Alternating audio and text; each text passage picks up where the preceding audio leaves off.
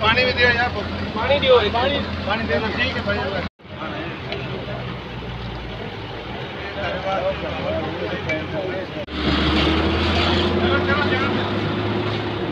दियो यार इधर सामान।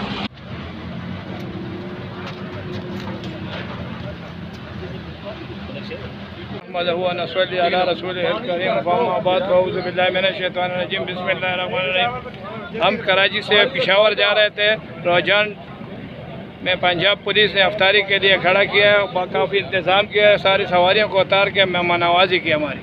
हम इनके दिल और जान से शुक्रगुजार है कि सब सवारी को उतार के इन्होंने सबका खाना भी खिलाया और रोज़ा माथे भी।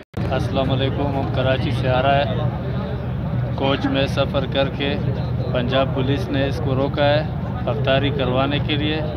हमें मेहमान नवाज बनाया है और पंजाब पुलिस जिंदाबाद।